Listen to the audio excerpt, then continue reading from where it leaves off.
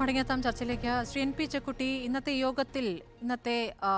ഉഭയകക്ഷി യോഗത്തിൽ നടന്ന കാര്യങ്ങൾ കുറച്ചൊക്കെ പുറത്തേക്ക് വരുമ്പോൾ അറിയാനാകുന്നത് മൂന്നാം സീറ്റില്ല എന്ന തീരുമാനം കോൺഗ്രസ് അറിയിക്കുന്നു. അതോടെ ലീഗ് ആ കാര്യത്തിൽ എതിരഭിപ്രായം പറയുന്നു. മൂന്നാം സീറ്റില്ലെങ്കിൽ എന്താണ് പരിഹാരം എന്നുള്ളതിൽ രാജ്യസഭാ സീറ്റ് എന്ന വാഗ്ദാനത്തിലേക്ക് വരേണ്ടി വരുന്നു. അല്ലെങ്കിൽ ഒറ്റയ്ക്ക് മത്സരിക്കും, കോഴിക്കോടെങ്കിലും മത്സരിക്കാനുള്ള ഒരു ആലോചനയിലേക്ക് ലീഗ് പോയിരുന്നു. അങ്ങനെ ഒറ്റയ്ക്ക് മത്സരിക്കും, സൗഹൃദ മത്സരം എന്ന പേരാണ് അതിന് കൊടുക്കുന്നത്. സൗഹൃദ മത്സരത്തിലേക്ക് പോകും എന്ന് പറഞ്ഞ ഘട്ടത്തിലാണ് ഈ രാജ്യസഭാ സീറ്റ് എന്ന ഉറപ്പ് കോൺഗ്രസ് നൽകുന്നത്. എന്താണ് താങ്കൾക്ക് തോന്നുന്നത്? അല്ല, ഇതിലുള്ള പ്രശ്നം ലീഗ് ഈ വിഷയത്തിൽ അമിതമായ സമ്മർദ്ദം ചെലുത്തി എന്ന് പറയുന്നതിലൊന്നും അർത്ഥമില്ല. കാരണം കേരളത്തിൽ മുസ്ലിം റെപ്രസെൻറ്റേഷൻ അല്ലെങ്കിൽ എല്ലാ കമ്മ്യൂണിറ്റിയുടെയും റെപ്രസെൻറ്റേഷൻ വളരെ പ്രധാനമാണ്. കേരളത്തിലൊരു പ്രധാനപ്പെട്ട പ്രബലമായ സമുദായം എന്ന നിലയിൽ 10-25% അവർക്ക് ആളുകളുണ്ട്. അപ്പോൾ അവർക്ക് ന്യായമായ റെപ്രസെൻറ്റേഷൻ പാർലമെൻ്ററി വേദികളിൽ ആവശ്യമാണ്. ഇത് ബ്രിട്ടീഷ് ഭരണകാലം മുതലേ ഉള്ളതാണത്.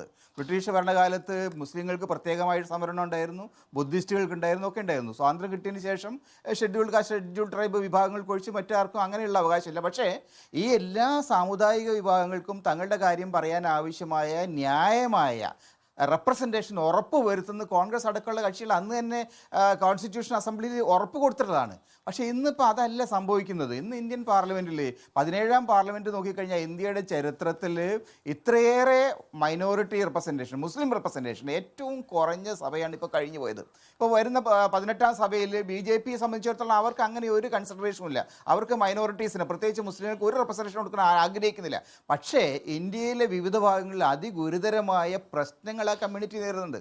മുസ്ലിങ്ങളാണ് എന്നതുകൊണ്ട് തന്നെ ഗൗരവമുള്ള നിരവധി പ്രശ്നങ്ങൾ ഇന്ന് ഇന്ത്യയിലെ ആ കമ്മ്യൂണിറ്റി നേരിടുന്നുണ്ട്. അത് കേരളത്തിലുമുണ്ട്, കേരളത്തിന് പുറത്തുണ്ട്, എല്ലാ സ്ഥലത്തുണ്ട്. അപ്പോൾ സ്വാഭാവികമായിട്ടും മുസ്ലിം വോയിസ് പാർലമെൻറ്റിൽ ഉയർന്നു വരിക എന്നുള്ളത് വളരെ പ്രധാനമാണ്. പക്ഷേ കോൺഗ്രസിൻ്റെ ഒരു പ്രശ്നം, കോൺഗ്രസിന് ഇപ്പം ഈ 19 സീറ്റ് അവർക്ക് ലോക്സഭയിലുള്ളതിൽ എത്ര മുസ്ലിം റെപ്രസെൻറ്റേഷൻ ഉണ്ട്? യഥാർത്ഥത്തിൽ കോൺഗ്രസ്സിന് കാര്യമായ റെപ്രസെൻറ്റേറ്റീവ്സ് ഒന്നുമില്ല. നേരത്തെ ഉണ്ടായിരുന്നു MI ഷാനവാസ്, അദ്ദേഹം മരിച്ചുപോയി. വേറെ ചില ആളുകൾ നിർത്തിയിരുന്നു, സിദ്ദീഖിനെയും ഷാനിമോൾ ഉസ്മാനെയൊക്കെ നിർത്തി, അവർ തോറ്റും പോയി. അപ്പോൾ യഥാർത്ഥത്തിൽ മുസ്ലിം ലീഗിൻ്റെ ചില റെപ്രസെൻറ്റേറ്റീവ്സ് മാത്രമാണ് UDFന് വേണ്ടിയിട്ട് പാർലമെൻറ്റിലുള്ളത്. മറ്റു പ്രദേശങ്ങളിലൊന്നും കാര്യമായിട്ടുള്ള ഒരു മുസ്ലിം റെപ്രസെൻറ്റേഷൻ പല നോർത്ത് ഇന്ത്യയിൽ നിന്നും കിട്ടുന്നില്ല. അതുകൊണ്ടൊക്കെ തന്നെ മുസ്ലിം റെപ്രസെൻറ്റേഷൻ കൂടുതൽ ഉറപ്പാക്കുക എന്നുള്ളത്. കോൺഗ്രസിന് ആകെ 52 MP-മാരുള്ളതിൽ 2 പേർ മാത്രമാണ് മുസ്ലിം വിഭാഗത്തിൽ നിന്നുള്ളത്. 2 MP-മാർ. അതെ, അതൊരു പ്രശ്നമാണ്. കാരണം അത് കോൺഗ്രസിൻ്റെ കുഴപ്പമല്ല കേട്ടോ. കോൺഗ്രസിനെ സംബന്ധിച്ചിടത്തോളം കോൺഗ്രസ് ക്ഷീണിച്ചിട്ടുണ്ട്. ഇന്ത്യയുടെ പല ഭാഗങ്ങളിലും അവർക്ക് പഴയ കരുത്തില്ല. അപ്പോൾ സ്വാഭാവികമായിട്ടും ജയസാധ്യതയുള്ള സ്ഥാനാർത്ഥികളെ വയ്ക്കുമ്പോൾ മുസ്ലിങ്ങൾക്ക് വേണ്ട റെപ്രസെൻറ്റേഷൻ കിട്ടുന്നില്ല. പക്ഷേ കേരളത്തിലെങ്കിലും ജയസാധ്യതയുള്ള കേരളത്തിലെങ്കിലും ഈ മൈനോറിറ്റി റെപ്രസെൻറ്റേഷൻ ഉറപ്പാക്കാൻ അവർ ബാധ്യസ്ഥമാണ്. പക്ഷേ മറ്റു പല സമ്മർദ്ദങ്ങളുണ്ട്, നിലവിലുള്ള സ്ഥാനാർത്ഥികളെ മാറ്റാൻ കഴിയില്ല, ഇതൊക്കെ ഇപ്പോൾ. അപ്പോൾ സ്വാഭാവികമായിട്ടും മുസ്ലിം ലീഗിന് അവരുടെ കമ്മ്യൂണിറ്റിയോട് അവർക്കൊരു ഉത്തരവാദിത്വമില്ലേ? അവരുടെ കമ്മ്യൂണിറ്റിയോട് എന്തുകൊണ്ടാണ് നമ്മൾക്ക് ന്യായമായ നമ്മുടെ കാര്യങ്ങൾ പറയാൻ പാർലമെന്റിൽ ആളില്ലാത്തതെന്ന് കേരളത്തിലെ മുസ്ലിങ്ങൾ ചോദിക്കുമ്പോൾ അതിന് മറുപടി പറയാനുള്ള ഉത്തരവാദിത്വം ലീഗിനുണ്ട്. They are answerable to the community. കാരണം കമ്മ്യൂണിറ്റിയാണ് അവർക്ക് വെള്ളവും വെളിച്ചവും നൽകുന്നത്, അവർക്ക് പിന്തുണ നൽകുന്നത്. അപ്പോൾ അതുകൊണ്ട് ഇത്തരം കാര്യങ്ങളിൽ ലീഗ് ഞങ്ങൾക്ക് റെപ്രസെൻറ്റേഷൻ കൂടുതൽ വേണം എന്ന് പറയുന്നതിൽ ഒരു തെറ്റുമില്ല. അതിപ്പോൾ കോൺഗ്രസ് ഏതാണ്ട് അംഗീകരിച്ചിട്ടുണ്ട്. പാർലമെന്റിൽ ലോക്സഭയിൽ ഇല്ലെങ്കിൽ രാജ്യസഭയിൽ തരാം. അതൊരു ന്യായമായ ഒരു ഗിവ് ആൻഡ് ടേക്ക് ആണ്. ആ നിലയിൽ മാത്രമാണ് റെപ്രസെൻറ്റേഷൻ എൻഷുർ ചെയ്യാൻ പറ്റുക. മുസ്ലിങ്ങളില്ലാത്തൊരു പാർലമെൻറ്റ് അങ്ങനെ നമുക്ക് ആലോചിക്കാൻ കഴിയും ഇന്ത്യൻ പാർലമെൻറ്റിൽ. പക്ഷേ BJPയെ സംബന്ധിച്ചിടത്തോളം മുസ്ലിങ്ങളില്ലാത്ത പാർലമെൻറ്റ് ഒരു വിഷയമേ അല്ല. അപ്പോൾ കോൺഗ്രസ് ആയാലും ശരി, മറ്റ് UDF ജനാധിപത്യ കക്ഷികളായാലും ശരി, അവരെ സംബന്ധിച്ചിടത്തോളം ഇത്തരം റെപ്രസെൻറ്റേഷൻ ഉറപ്പാക്കുക എന്നുള്ള പ്രധാനമാണ്.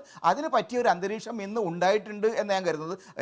രാജ്യസഭയിലാണോ ലോകസഭയിലാണോ എന്നുള്ളതൊന്നും അത്തരം തർക്കത്തിൻ്റെ പേരിൽ അവർ തമ്മിൽ അടിച്ച് പിരിയും എന്നൊന്നും ഞാൻ കരുതുന്നില്ല. അതുകൊണ്ട് തന്നെ കുറെ കൂടി മാന്യമായ രൂപത്തിൽ രണ്ട് കൂട്ടരും പ്രശ്നപരിഹാരത്തിനുള്ള ഒരു വേദി കണ്ടെത്തിയിട്ടുണ്ട് എന്നാണ് ഞാൻ കരുതുന്നത്.